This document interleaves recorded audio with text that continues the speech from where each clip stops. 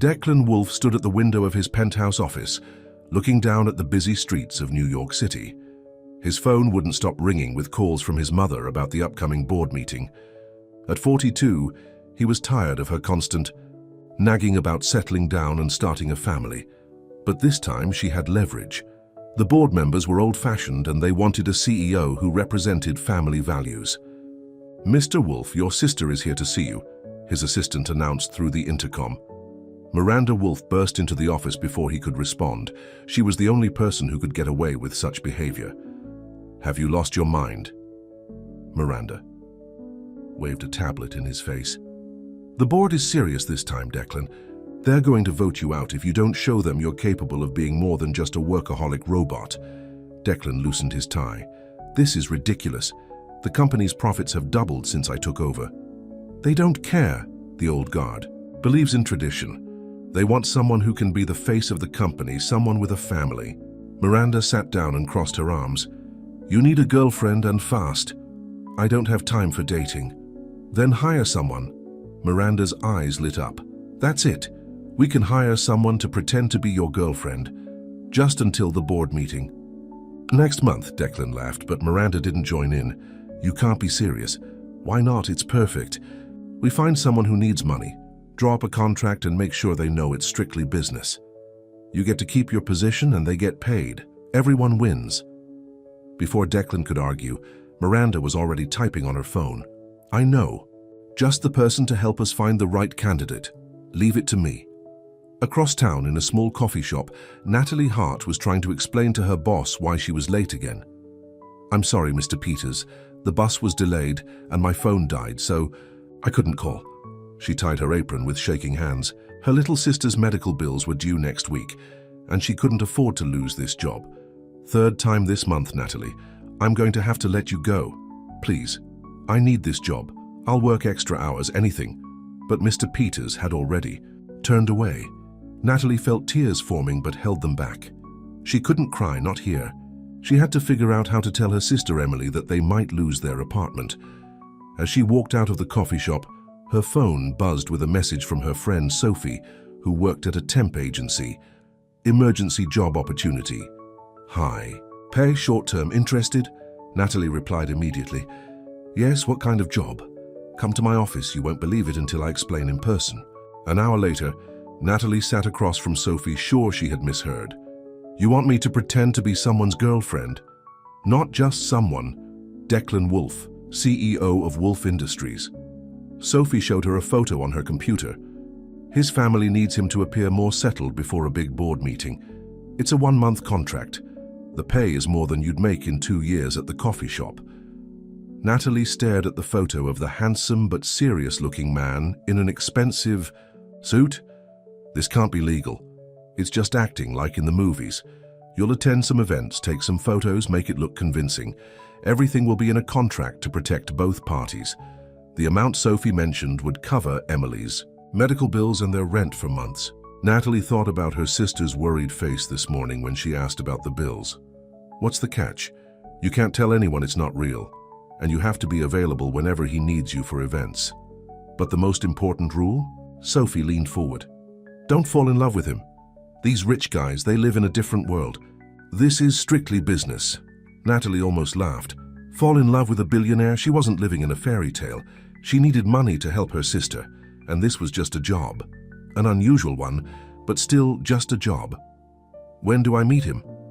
The next day, Natalie found herself in the elevator of the Wolfe Industries building, her heart pounding. She wore her best dress, which she knew probably cost less than Declan Wolfe's tie.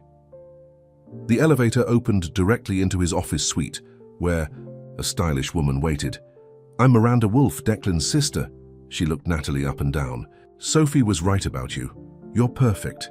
Natural, pretty but not overdone, and most importantly, you look nothing like the women my brother usually dates." Before Natalie could respond, the office door opened. Declan Wolfe was even more imposing. In person, tall with dark hair slightly graying at the temples and eyes that seemed to look right through her. "So this is your solution, Miranda?"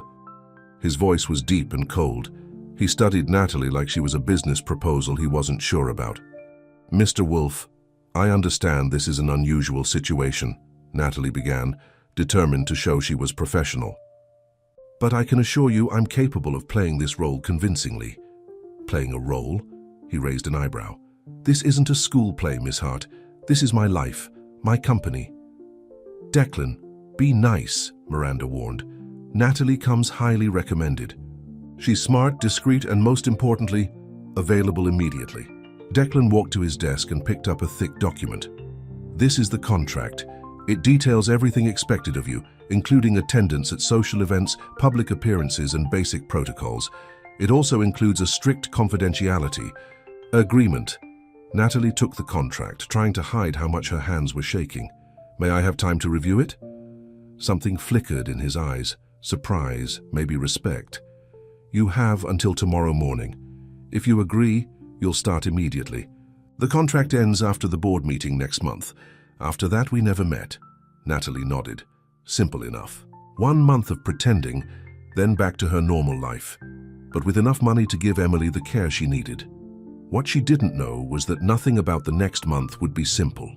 And that contract, it didn't have a clause for what to do when real feelings got involved. Natalie spent the night reading every word of the contract, while her sister Emily slept in the next room. The amount of money being offered made her head spin. She could pay off all of Emily's medical bills and still have enough left to start a college fund for her. The next morning, she arrived at Wolf Industries with the signed contract in her purse. Miranda was waiting for her with a team of people. Perfect timing, Miranda said, pulling her into a large room filled with racks of clothing. We need to get you ready. The first event is tonight. Tonight? Natalie's eyes widened as she looked at all the designer clothes. The annual charity gala for the Children's Hospital, the perfect place to introduce you to society. Miranda waved over a stylist. The story is that you and Declan have been dating quietly for 3 months. You met at a coffee shop, which is technically true since you used to work at one. For the next few hours, Natalie felt like a dress-up doll. They changed her hair color from plain brown to a rich caramel, styled it in elegant waves, and did her makeup. The dress they chose was a deep blue that made her eyes look bigger. Now you look like someone who belongs on Declan Wolf's arm, Miranda said approvingly. Remember, you're not just playing a role.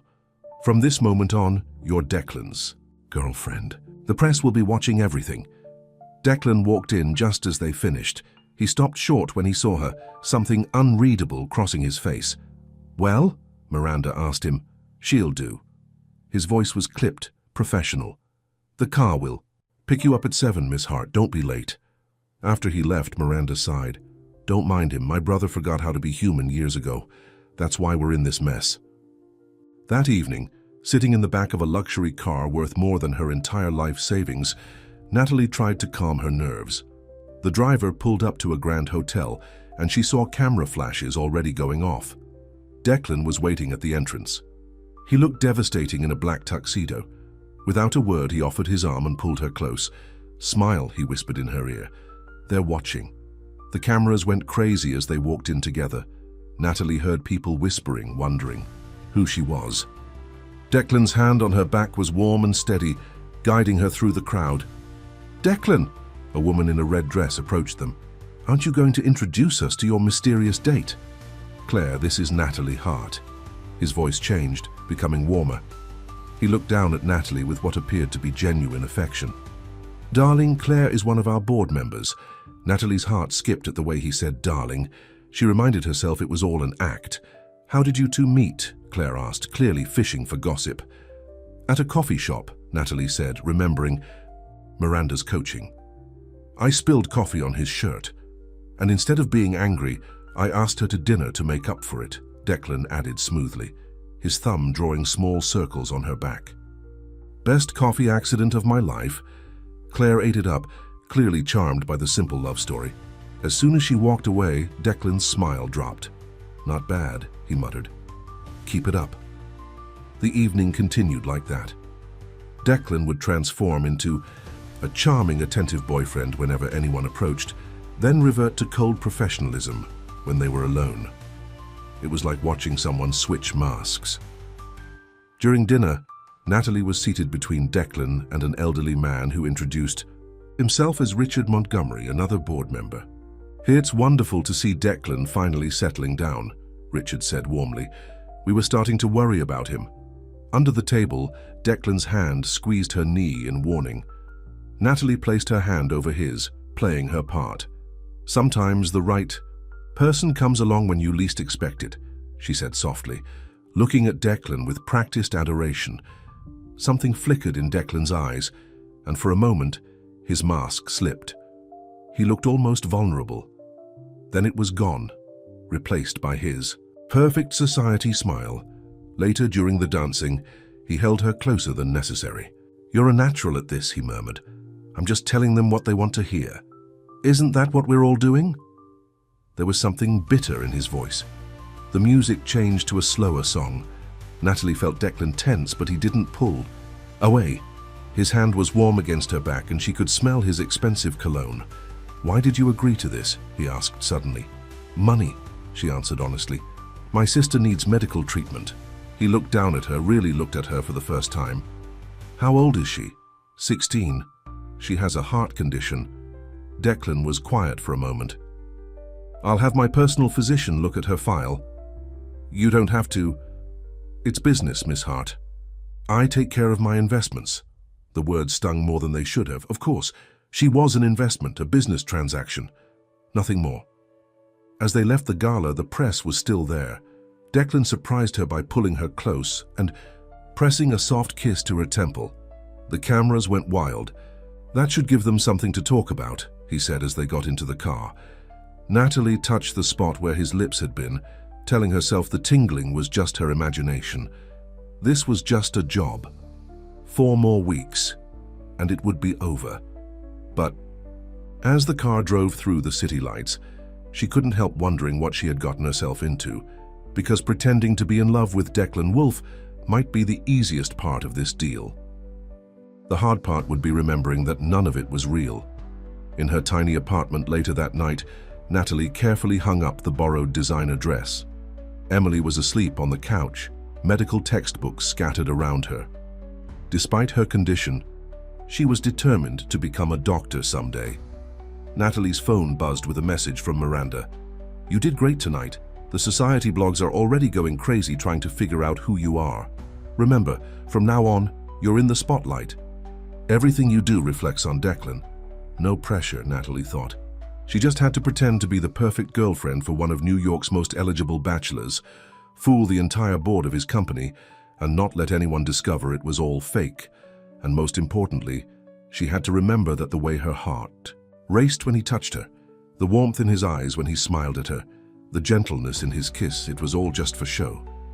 Because in 4 weeks, this fairy tale would end and Cinderella would go back to her normal life. But as she drifted off to sleep, she couldn't help wondering if Prince Charming ever fell for the girl pretending to be a princess. A week into their arrangement, Natalie was starting to get used to her new double life. During the day, she went to interviews for real jobs, trying to plan for when this would all be over. At night, she transformed into Declan Wolfe's perfect girlfriend, attending charity events and dinner parties. The hardest part wasn't the fancy events or remembering her cover story. It was dealing with Declan himself. 1 minute he'd be cold and distant, reminding her this was just business. The next, he'd look at her with such tenderness that she'd forget it wasn't real. Tonight was another big event, a dinner at his mother's mansion. Natalie's stomach was in knots as the car pulled up to the enormous house. "Remember," Declan said, adjusting his tie, "my mother's approval means everything to the board. She needs to believe this is real." "No pressure," Natalie muttered. Declan's hand caught hers before she could open the car door. "Wait." He reached into his pocket and pulled out a small box. "You'll need this." Inside was a stunning diamond necklace. Natalie's breath caught. "I can't wear this." "You can and you will." His fingers brushed her neck as he fastened it, making her shiver. "My mother notices everything. She'd expect me to buy expensive jewelry for my girlfriend." The necklace felt heavy against her skin, like it carried the weight of all their lies. Eleanor Wolfe was exactly what Natalie expected: elegant, intimidating, and impossible to please. She looked Natalie up and down with sharp eyes. "So you're the one who's finally caught my son's attention," Eleanor said, sipping her wine. "Tell me, what attracted you to Declan, besides the obvious?" Natalie felt Declan tense beside her. This was a test, and they both knew it. "Actually," Natalie said, deciding honesty was the best approach, "when I first met your son, I thought he was arrogant and cold." She felt Declan's surprised look, but continued. "But then I saw how he treats his employees, how he remembers everyone's names, how he genuinely cares about making his company better for everyone who works there. That's what attracted me, the man behind the CEO facade." Eleanor's eyebrows rose slightly. For a moment, there was silence.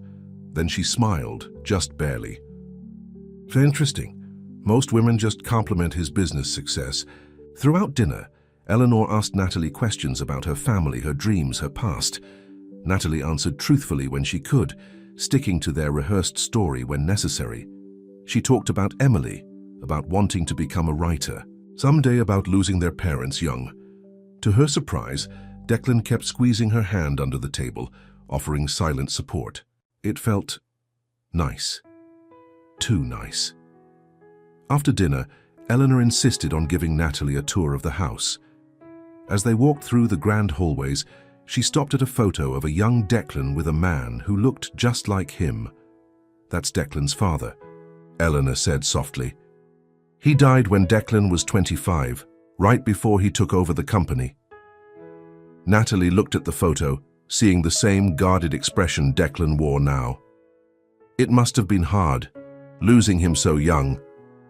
Declan changed after that, threw himself into work, shut everyone out. Eleanor turned to Natalie. "Until you. I see the way he looks at you when he thinks no one's watching. I haven't seen that light in his eyes since before his father died." Natalie's heart squeezed. If only Eleanor knew it was all an act. Later that night, as they drove back to the city, Declan was unusually quiet. "Your mother's nice," Natalie said, trying to break the tension. "You did well tonight, she believed you." His voice was tight. "I didn't lie. Everything I said about you was true." Declan looked at her sharply. Don't what?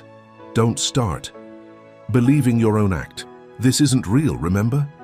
But there was something in his voice, something that made Natalie wonder if he was reminding her or himself. When she got home that night, Emily was still awake, doing homework. "Another fancy party?" Emily asked, eyeing the diamond necklace. "Something like that." Natalie hated lying to her sister, but it was part of the deal. "You've been different lately," Emily said. "Happier, I think. Is it because of him?" Natalie touched the necklace. "It's complicated." "Love usually is," Emily said with a knowing smile. If only she knew how complicated it really was. The next morning, Natalie woke up to news alerts about her and Declan. Someone at the dinner had leaked photos to the press. There they were, looking at each other across the table, his hand on hers, both of them smiling. The headlines called them New York's hottest new couple. Her phone buzzed with a message from Declan. "My office. Now." When she arrived, he was pacing, agitated. "This is getting out of control. The press is digging into your background. They're going to find something." "My background is clean," Natalie said, "just boring and poor." "That's not the point." He ran a hand through his hair. "They're watching everything we do. One mistake and what?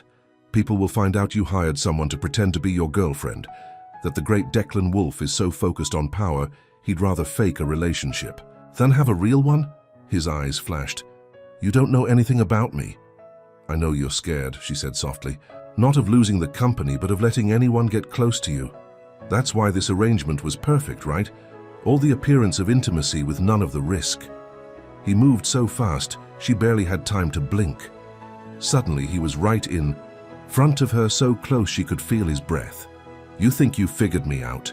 His voice was low, dangerous. "You think because you've played the perfect girlfriend for a week, you know what I want?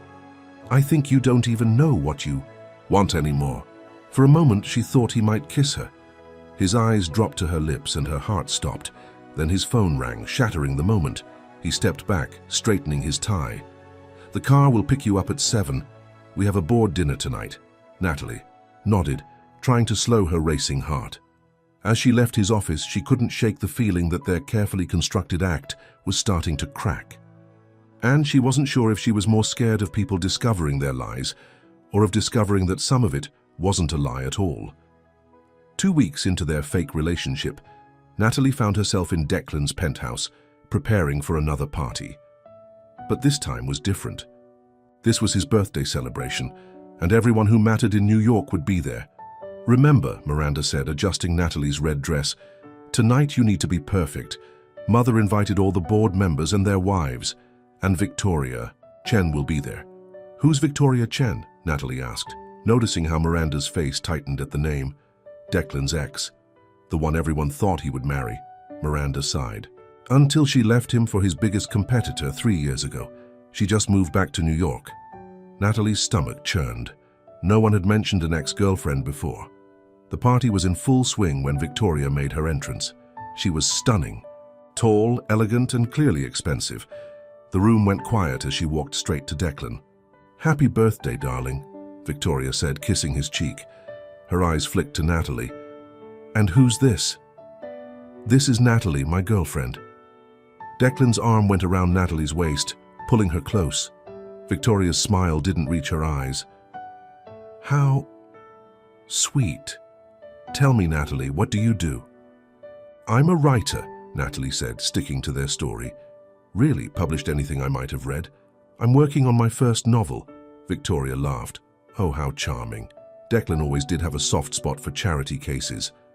Natalie felt Declan's arm tighten around her, but before he could speak, she smiled sweetly at Victoria.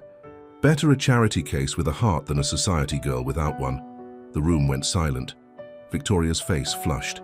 Then, to everyone's surprise, Declan laughed. A real laugh, not his usual polite chuckle. "Would you excuse us?" he said, leading Natalie away. In a quiet corner, he turned to her. "That was inappropriate? I'm sorry, I shouldn't have..." "Perfect." His eyes were warm. "Victoria's been trying to get back into my life since she returned. You just made it clear that's not happening." "Just doing my job," Natalie said, ignoring the way her heart jumped at his praise. The evening continued, and Natalie noticed Victoria watching them closely. She also noticed how different Declan was tonight. More relaxed, more real. He kept his hand on her back, whispered jokes in her ear, actually seemed to be enjoying himself. Then came time for the gifts. Victoria's was a rare, expensive watch. Natalie felt silly with her small package, a leather-bound notebook she'd found in a vintage shop. "I noticed you like to write things down instead of using your phone," she explained as he opened it. "And look inside the cover. There she'd written, 'For the man who has everything except time to enjoy it, happy birthday.'" Declan stared at the notebook for a long moment. When he looked up, something had changed in his eyes. "Dance with me," he said suddenly, pulling her to the dance floor. As they swayed to the music, Natalie could feel Victoria's glare. "She's still in love with you, isn't she?" "Victoria's only in love with power." His hand tightened on her waist. "When she left, I thought I'd never trust anyone again. Is that why you hired me? Because you can't trust real relationships?" He looked down at her, his expression unreadable. "I'm starting to think hiring you was the biggest mistake of my life." Before Natalie could ask what he meant, Miranda interrupted them. "Declan, the board members want to talk to you about next week's meeting." As Declan walked away, Victoria appeared at Natalie's side. "Enjoying playing princess?" "I don't know what you mean." Victoria laughed. "Please, I know Declan. He would never seriously date someone like you. This is all for show, isn't it, for the board meeting?" Natalie's blood ran cold. "You don't know what you're talking about, don't I? Want to know what I think?" Victoria leaned closer. "I think he hired you. And I think if the board found out, are you threatening me? Just stating facts. Declan needs someone who understands his world. Once the board meeting is over, he'll go back to where he belongs, with someone like me." Natalie watched Victoria walk away, her heart pounding. She was right. This wasn't Natalie's world. In 2 weeks, it would all be over. Later that night, as the party wound down, Declan found her on his balcony. "You disappeared," he said softly. "Just needed some air." She turned to him.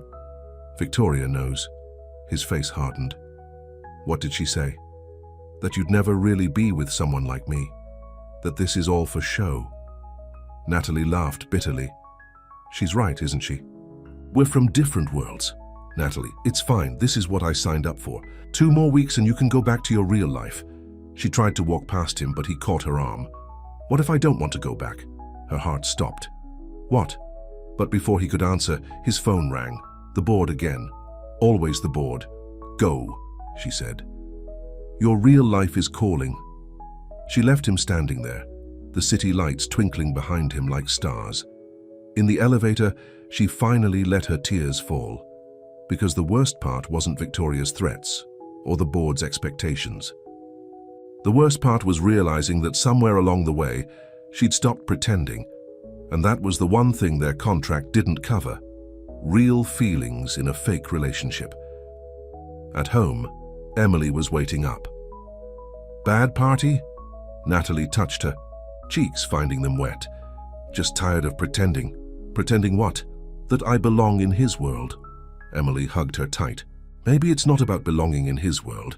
Maybe it's about finding a world that belongs to both of you." But as Natalie lay in bed that night, she knew there was no such world. Because in 2 weeks, the fairy tale would end. And this time, she wasn't just going to lose the prince and the castle, she was going to lose her heart. The morning after Declan's birthday party, Natalie woke up to chaos. Victoria had talked to the press. The headlines were everywhere. "Who is Declan Wolf's mystery woman?"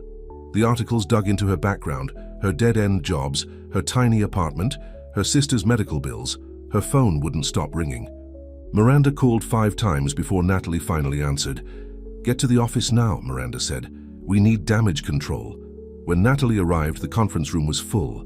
Declan stood at the window, his back rigid. His PR team was arguing about how to handle the situation. "We need to get ahead of this," one of them said. "The board meeting is in less than 2 weeks.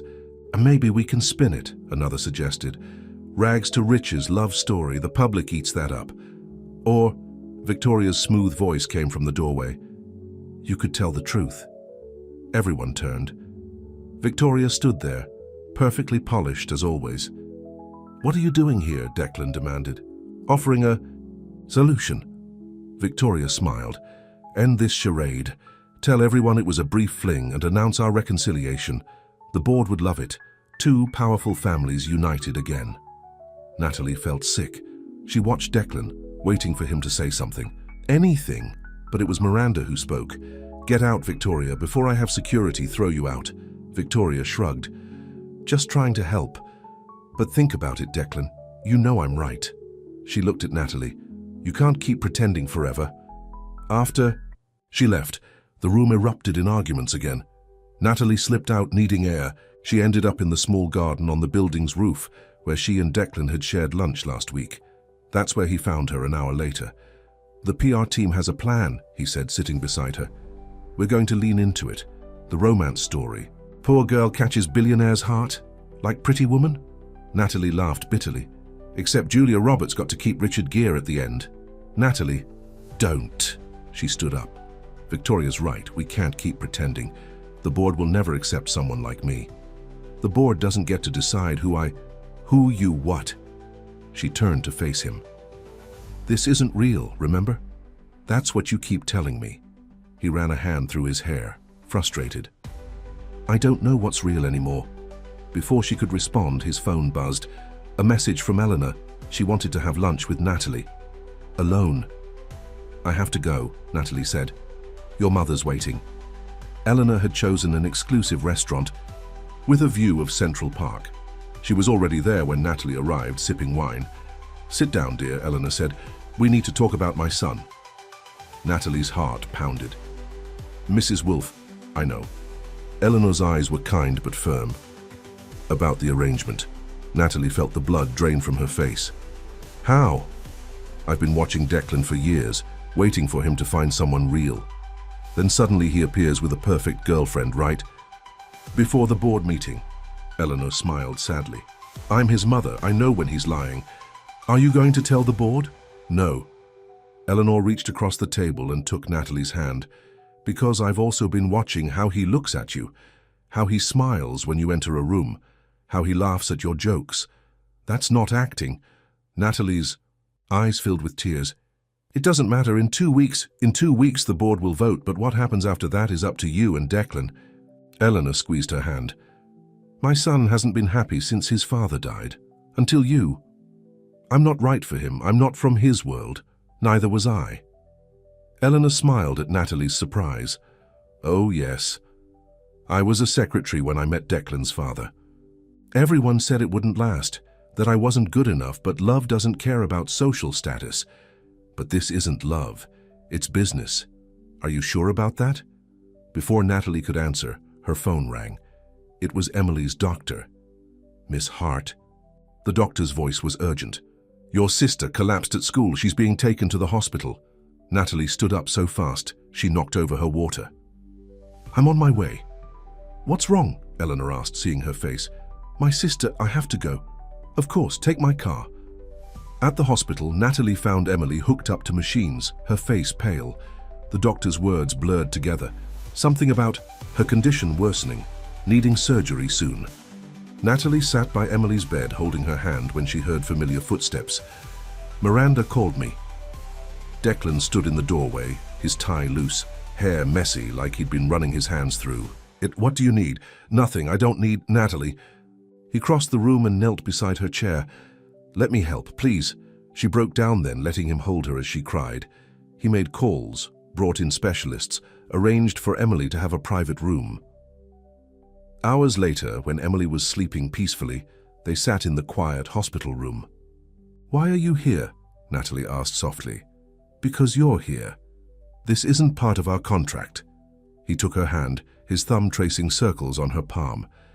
Maybe I don't want to follow the contract anymore. Her heart jumped. What are you saying? But before he could answer, his phone rang. The board chairman. Again. This time Declan did something he'd never done before. He turned off his phone. I'm saying, he continued, looking into her eyes, that maybe Victoria was right about one thing.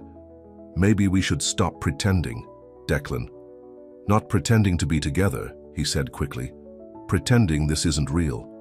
Because it is, at least for me. The monitors beeped steadily in the background. Emily shifted in her sleep. And Natalie sat there, her hand in Declan's, realizing that sometimes the scariest thing isn't falling in love. It's admitting that you already have. The week before the board meeting turned everything upside down. Emily's condition had stabilized, thanks to the specialists Declan brought in, but she needed surgery soon. The press was still digging into Natalie's past, and Victoria kept dropping hints to gossip columnists about the truth behind Declan's relationship. Natalie sat in Emily's hospital room, watching her sister sleep, when Miranda burst in. We have a problem, Miranda said, waving her tablet. Victoria's gone to the board. She's telling them everything. Natalie's stomach dropped. Everything? About the contract, about hiring you. She doesn't have proof, but she's planted enough doubt. Miranda paced the small room. The board called an emergency meeting for tomorrow morning. A week early, can they do that?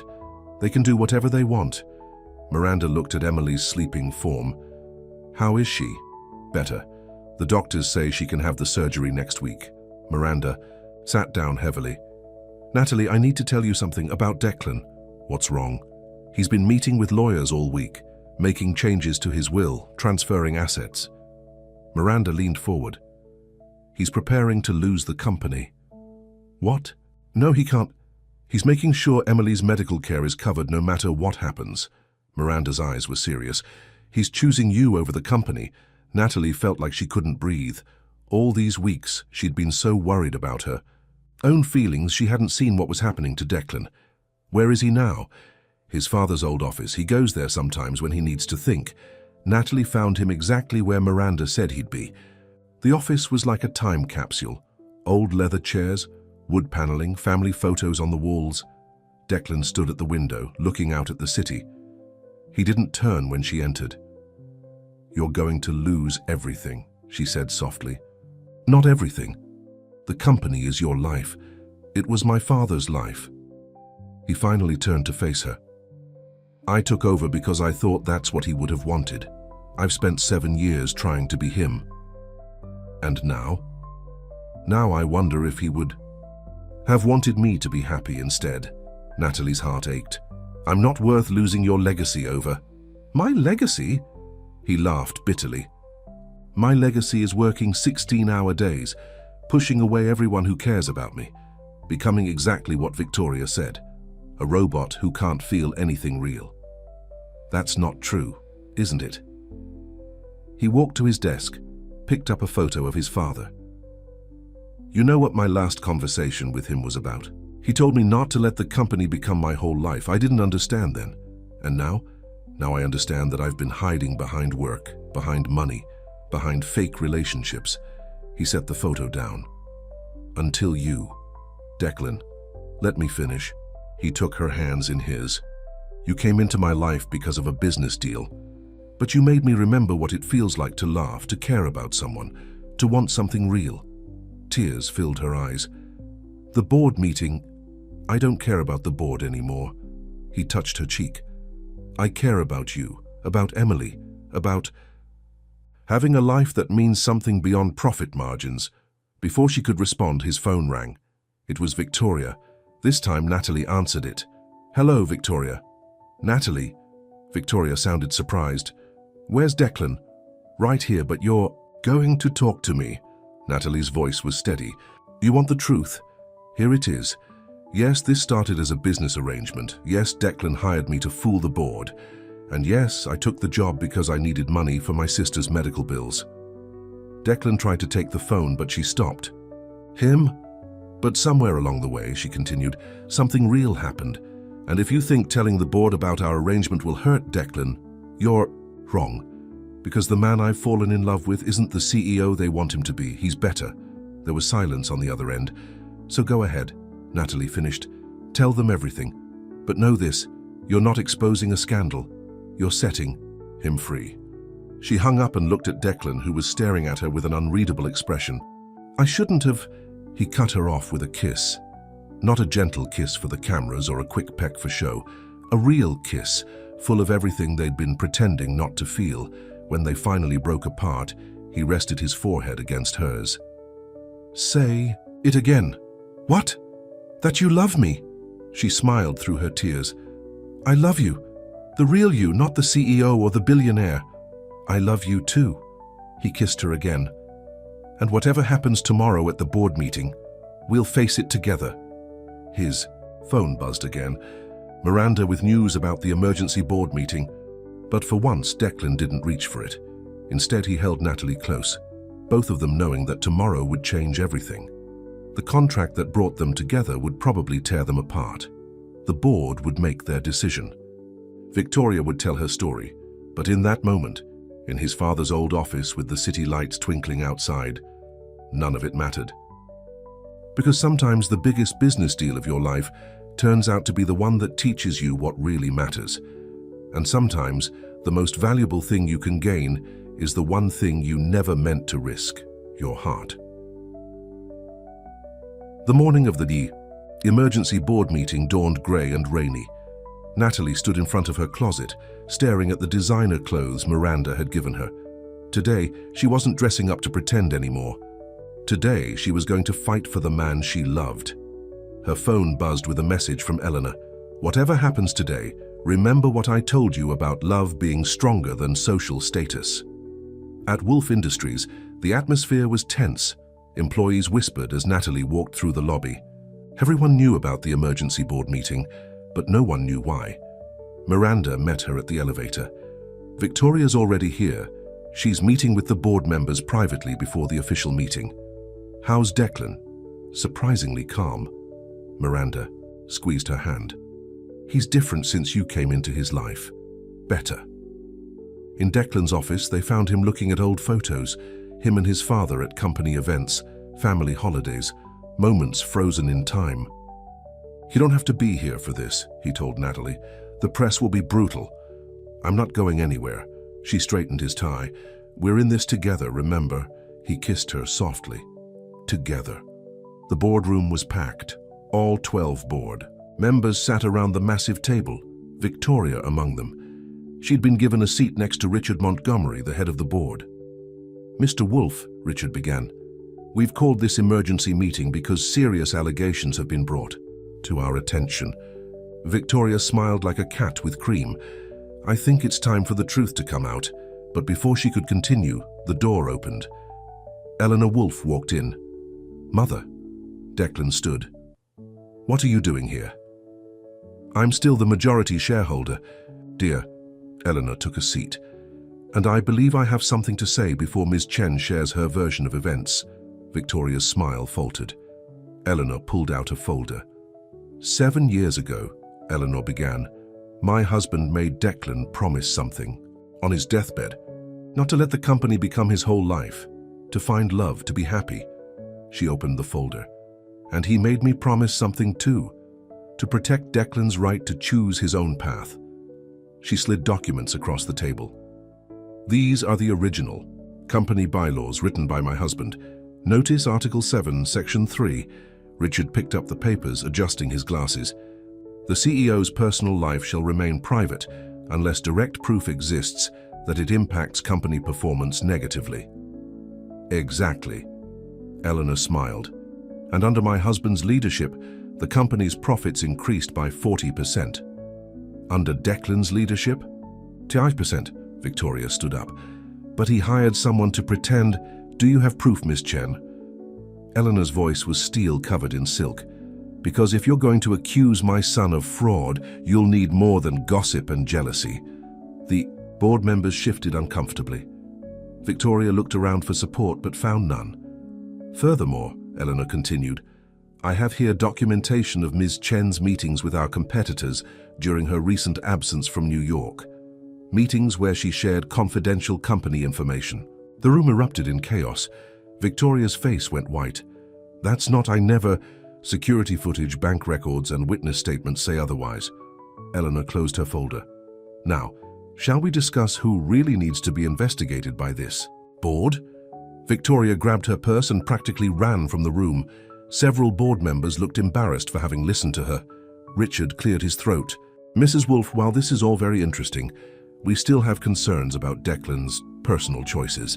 Natalie felt Declan tense beside her. This was it, the moment to be brave. She stood up. "Mr. Montgomery, may I speak?" He nodded, surprised. "When I first met Declan, I thought he was just another rich CEO who had everything. But I was wrong. He had success, yes, money, power, status, all the things you value. But he was missing something more important." She looked at Declan, saw the love in his eyes, and continued. "He was missing someone who saw him as more than his title, someone who could make him laugh, who would challenge him, who would remind him that life is about more than profit margins." She turned back to the board. "You're worried about him choosing someone like me? Someone without the right background or connections? Maybe you should be more worried about why you think those things matter more than character." The room was silent. Then Richard Montgomery did something unexpected. He laughed. "Well said, young lady." He looked at Declan. "Your father once told me his biggest regret was putting this company before his family too often. He'd be proud to see you choosing differently." One by one, the board members nodded. Some even smiled. "I believe we can cancel this emergency meeting," Richard said. "Unless anyone objects." No one did. Outside the boardroom, Declan pulled Natalie into his arms. "You are amazing." "I had help," she said, looking at Eleanor and Miranda. "Family helps family," Eleanor said simply. "And you, my dear, are family now." Miranda was already on her phone. "The press is going crazy. Victoria's allegations backfired. They're calling it a failed corporate takeover attempt." "Let them talk," Declan said, not taking his eyes off Natalie. "I have more important things to focus on." "Like what?" He smiled. "Like making sure my girlfriend's sister gets the best medical care possible. Like finally taking a vacation. Like asking you to move in with me." Natalie's heart stopped. "What?" "The contract is over. No more pretending. I want you in my life, Natalie, for real." She looked at Eleanor, who was beaming, and Miranda, who was pretending not to cry. "What about the press? The society people? Your world? My world is wherever you are." He kissed her softly. So what do you say? Ready to turn this fake relationship into a real one? Natalie thought about all the twists and turns that had led to this moment. A business arrangement that turned into love. A contract that led to forever. Yes, she said, kissing him back. 1,000 times. Yes. Outside, the rain had stopped. Sunlight broke through the clouds, making the city sparkle like it was celebrating. With them, because sometimes the best business deals are the ones that end up changing your life in ways you never expected. And sometimes, the most valuable contract isn't the one you sign on paper. It's the one you make with your heart. After the drama of the board meeting, life changed quickly for Natalie and Declan. Emily's surgery was scheduled for the following week at the best hospital in New York. Natalie moved into Declan's penthouse, though she kept her small apartment, still adjusting to such a big change. But not everything was perfect. Victoria might have been exposed, but she wasn't finished causing trouble. "Look at this," Miranda said one morning, showing Natalie a tabloid. The headline screamed, "Gold Digger's Secret Past, the Truth About Declan Wolfe's New Love." The article was full of twisted half-truths. They'd found Natalie's old boyfriends, interviewed her former bosses, even dug up her parents. Accident report. "I'm so sorry," Natalie said when Declan saw the article. "I never wanted to bring scandal to your family." "Hey," he took her face in his hands, "you are my family now, and I don't care what they write." But Natalie cared, especially when she started getting hate mail from society women who thought she'd stolen their chance with New York's most eligible bachelor. The worst came the day before Emily's surgery. Natalie was at the hospital, going over pre-operation procedures with the doctors, when she overheard two nurses gossiping. "That's her, the gold digger who trapped Declan Wolfe. I heard she got pregnant on purpose to force him into a relationship." "No, I heard she's blackmailing him. Something about company secrets." Natalie's hands shook as she signed Emily's papers. The rumors were getting worse every day. That night, in Declan's penthouse, she finally broke down. "Maybe Victoria was right," she said, wiping her eyes. "Maybe I don't belong in your world." "Stop," Declan pulled her close. "You belong with me. The rest doesn't matter." "It does matter. Your reputation." "My reputation?" He laughed. "Natalie, do you know what my reputation was before you? Cold, ruthless, a machine who cared more about profits than people. That's not true, but it was, until you showed me there was more to life than board meetings and balance sheets." He kissed her forehead. "You didn't trap me. You freed me." But the next morning brought more challenges. Someone had leaked Emily's medical records to the press. The headlines were cruel. "Sister's illness, the real reason behind the romance." Emily was devastated. "This is all my fault," she said from her hospital bed. "If I hadn't gotten sick, you wouldn't have needed money and—" "Stop right there." Natalie held her sister's hand. "Getting sick wasn't your fault, and meeting Declan, that was the best thing that could have happened to us. Even with all this drama? Even with all of it." Declan arrived at the hospital with news. His investigators had traced the medical records leak. "It was Victoria's assistant," he said. "We have proof. She's being arrested for violating medical privacy laws. Will that stop the stories? Some of them. But there will always be people who want to believe the worst." He sat on Emily's bed. "The question is, can you handle it?" Emily spoke up before Natalie could. "Of course she can handle it. My sister's the strongest person I know." "Second strongest?" Natalie corrected, squeezing Emily's hand. "You're about to have major surgery and you're worried about me?" Emily smiled weakly. "Someone has to look out for you too." The surgery was scheduled for early morning. The night before Declan surprised them by having the hospital chapel opened specially. "I thought we could pray," he said, "like my father used to do before important moments." They sat in the quiet chapel, hands linked together. Natalie looked at her sister, so brave despite her fear, at Declan, who had changed her life in ways she never expected. "Whatever happens tomorrow," Emily said softly, "we're together. That's what matters." Later, walking back to Emily's room, they passed a TV in the waiting room. Another gossip show was talking about them, but this time something was different. People were defending them. Former employees spoke about Declan's kindness behind his tough exterior. The Children's Hospital praised his anonymous donations. Even some society women came forward to talk about how loving they seemed together. "See?" Declan said, turning off the TV. "The truth always comes out eventually." That night they stayed at the hospital. Emily slept while Natalie and Declan sat in the uncomfortable chairs, holding hands. "I was thinking," he said quietly, "after Emily recovers, we should take that vacation I promised." "Where?" "Anywhere you want. Paris, Maldives, a quiet beach somewhere, just us." "What about the company?" He smiled.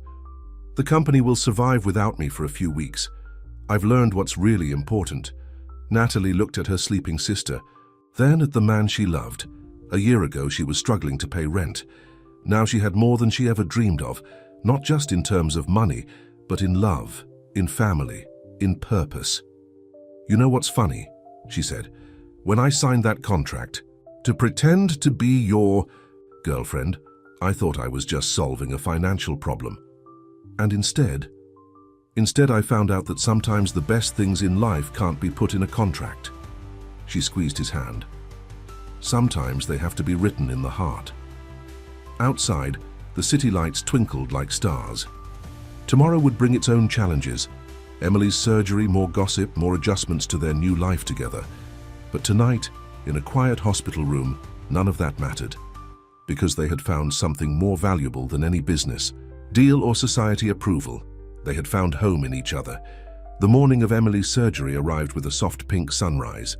Natalie hadn't slept at all, but Declan had stayed awake with her, bringing coffee and holding her hand through the long night hours. "It's time," the nurse said, coming to take Emily to pre-op. Emily looked so young in the hospital bed. "Don't cry, sis," she said, seeing Natalie's tears. "Remember what Mum used to say, we're heart women. We're stronger than steel." "Stronger than steel," Natalie repeated, hugging her sister carefully. Declan stepped forward. "I have something for you." He handed Emily a small silver pendant. "It was my mother's. She wore it through every major moment in her life, said it brought her luck." Emily's eyes filled with tears. "But this is a family heirloom." "Exactly." He squeezed her hand. "And your family now." As they wheeled Emily away, Natalie finally broke down. Declan held her close, letting her cry into his expensive suit. "She's going to be fine," he whispered. "The best surgeons in the country are in there." The waiting room filled up gradually. Miranda came with coffee and magazines. Eleanor arrived, with her knitting, saying it helped her stay calm. Even Richard Montgomery from the board stopped by with his wife. "My daughter had the same surgery 5 years ago," Mrs. Montgomery told Natalie. "Now she's running marathons." Hour after hour passed. Natalie paced. Declan made calls to reschedule meetings. Eleanor's knitting grew longer. Finally, the doctor appeared. Everyone stood. "The surgery was successful," he said, smiling. "Emily's heart is responding well to the repairs." The relief in the room was palpable. Natalie felt her knees go weak, but Declan caught her. "When can we see her?" she asked. "She's in recovery now. Family can visit in about an hour." As the others celebrated, Declan pulled Natalie aside. "Come with me for a minute." He led her to the hospital's rooftop garden, where they'd spent so many hours during Emily's previous stays. "I've been thinking," he said, looking out at the city, "about contracts and promises." "Declan, let me finish." He turned to face her. "When we made that first contract, it was all about business. Rules, expectations, deadlines. But somewhere along the way, it became about so much more." He took both her hands in his. "I watched you these past weeks. How you fought for Emily. How you stood up to Victoria. How you changed my life without even trying, and I realized something." "What?" "That some promises can't be written on paper. Some contracts have to be made heart to heart." He reached into his pocket and pulled out a small velvet box. "So I want to make a new contract with you, a lifelong one." Natalie's heart stopped as he got down on one knee. "Natalie Hart, will you marry me? Not for business, not for show, but because I love you more than I ever thought possible." The ring was beautiful but simple, a single diamond that caught the morning light. "Are you sure?" she whispered. "The press, the society people. Have you seen today's papers?" He pulled out his phone, showing her the headlines. True Love Triumphs, How Declan Wolfe Found His Heart, and Modern Cinderella Story, The Woman Who Changed a Billionaire's Life. People love a good love story, he said. But more importantly, I love you. So what do you say, ready for a new contract? Tears rolled down her cheeks as she nodded. Yes, 1,000 times yes. He slipped the ring on her finger and stood, pulling her into a kiss that felt like coming. Home, a throat cleared behind them. They turned to find Miranda, grinning. Sorry to interrupt the romance, but Emily's asking for you. Her eyes sparkled. Should I tell her the good news, or do you want to? They found Emily awake, pale but smiling. Her eyes went straight to Natalie's hand. Finally, she said weakly, I was wondering when he'd ask. You knew? He asked my permission last week. Emily squeezed Natalie's hand, said he needed the approval of the most important person in your life. Eleanor appeared in the doorway, beaming. I see he finally did it. Welcome to the family officially. Nurses kept coming in to check on Emily, but they were all smiling, caught up in the romance of the moment. You know what this means, Miranda said, already on her phone. We have a wedding to plan. Let's focus on Emily's recovery first, Natalie said, but Emily shook her head. No way. Planning your wedding will give me something to do while I recover. I'm thinking spring in the garden at Eleanor's house. As Emily and Miranda started discussing flowers and colors, Declan pulled Natalie close. Happy? He asked softly. She looked around the room, at her sister alive and getting stronger, at Eleanor and Miranda already arguing about wedding details, at the ring sparkling on her finger, more than I ever dreamed possible. Because sometimes the best contracts aren't the ones signed in boardrooms. They're the ones sealed with a kiss, witnessed by family and written in the heart. And sometimes the biggest business deal of your life turns out to be just the beginning of an even bigger love story. 6 months later, Eleanor's garden was transformed into a fairy tale. White roses climbed the trellises, fairy lights twinkled in the trees, and hundreds of candles created a magical glow as the sun began to set. Emily, fully recovered and glowing with health, helped Natalie with her wedding dress. Can you believe it? Emily said, adjusting the simple but elegant white gown. A year ago we were worried about paying rent, now look at us. Natalie touched the pendant Emily wore, the same one Declan had given her before surgery. Life has a funny way of working out. Miranda burst into the bridal suite. You'll never guess who just tried to crash the wedding. Victoria! What happened? Natalie asked. Security escorted her out, but not before she saw the guest list. Miranda grinned. Half of New York's elite chose your wedding over her charity gala tonight. She was furious. Natalie laughed. After Emily's successful surgery, public opinion had completely turned in their favor. Victoria's attempts to discredit them had backfired, making her the villain in what the press called New York's greatest love story. 5 minutes until showtime, Eleanor announced, entering with tears already in her eyes. Oh, darling, you look perfect. Natalie looked in the mirror. The woman who stared back wasn't the same one who'd signed a contract to pretend to be a billionaire's girlfriend. She was stronger now, happier, more herself than she'd ever been. Your father would have been so proud, Eleanor said, straightening. Declan's father's old watch that she'd given him that morning. Both our children found their way to true love. In the garden, the string quartet began to play. Emily hugged Natalie tight. Ready to become Mrs. Wolfe? Actually, Natalie said, we decided I'm keeping Hart. Declan said it's what made him fall in love with me. My heart. Richard Montgomery stood at the entrance to escort her down the aisle. After Emily's surgery, he and his wife had become like second parents to the Hart sisters. The board sends their congratulations, he whispered, as they waited. Even the old guard admits they were wrong about you two. Then the music changed, and Natalie saw Declan waiting for her under an arch of roses. He looked handsome in his tuxedo, but it was his smile that took her breath away. That real, unguarded smile that only she got to see. As she walked toward him, Natalie remembered all the moments that had led here.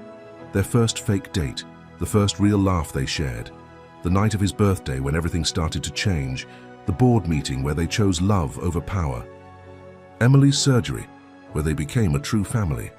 Declan took her hands, his eyes shining with tears. The minister began, "We are gathered here today not to witness a business merger, but a merger of hearts." Everyone laughed, including the couple. Their story was well known now, celebrated in society pages and women's magazines. When it was time for the vows, Declan went first. He pulled out not a piece of paper, but their original contract. "This contract brought you into my life," he said, "but what it couldn't specify was how you'd change everything, how you'd make me laugh, challenge me to be better, show me that real success isn't measured in dollars but in moments of joy." He tore the contract in half, letting the pieces fall. "So today I make a new contract, to love you, support you, and remind you every day that you are the best deal I ever made." Natalie wiped her tears and took out her own paper. "When I signed that contract, I thought I was just solving a problem. I had no idea I was starting the greatest adventure of my life. You showed me that love doesn't care about bank accounts or social status. That family isn't about blood, but about who stands beside you in the hard moments." She looked at Emily, Eleanor, and Miranda. "You gave me more than a ring or a name. You gave me a family. So today, I promise to love you not because of your success or status, but because of your heart. The heart you pretended didn't exist until love proved you wrong." There wasn't a dry eye in the garden as they exchanged rings. When the minister pronounced them husband and wife, Declan pulled Natalie into a kiss that felt like every happy ending in every love story ever written. At the reception, Emily gave a toast that had everyone laughing and crying. "My sister always took care of me," she said, "but she forgot to take care of her own heart." Then along came a man who claimed he didn't believe in love, hiding behind contracts and business deals. But love found them anyway, and now as I prepare to start medical school, fully recovered and with a full scholarship from the Wolf Foundation, I can say that sometimes the best medicine isn't what doctors prescribe. Sometimes it's finding someone who loves you exactly as you are. Later, as they danced under the stars, Declan held Natalie close. "Happy?" he asked. She looked around at their gathered family, Emily dancing with Richard's son, Eleanor and Miranda arguing over the last piece of cake, the board members and their wives sharing stories and champagne. "Perfect," she said. "But you know what the best part is?" "What?" "This isn't the end of our story, it's just the beginning. Because sometimes the greatest love stories start with a contract, but they end with a promise that no paper could ever contain. A promise written in the heart, sealed with a kiss, and guaranteed to last forever." As the night ended and stars filled the sky, Natalie and Declan slipped away from the party. They had a plane to catch. Their honeymoon awaited on a private island, but they took a moment in the quiet garden where their journey had led them. "You know," Declan said, "I should thank Victoria someday." "Why?" "If she hadn't threatened my position on the board, I never would have needed to hire a fake girlfriend. Never would have met you. Never would have learned what real love feels like." Natalie kissed him softly. "Sometimes the best things in life come from the most unexpected places. And sometimes," he said, holding her close, "the best business deal you ever make turns out not to be business at all." Above them, a shooting star streaked across the sky. But they didn't need to make a wish. They already had everything they ever wanted. Because in the end, love doesn't need contracts or conditions. It just needs two hearts brave enough to choose each other every single day. And that's a deal worth more than all the billions in the world.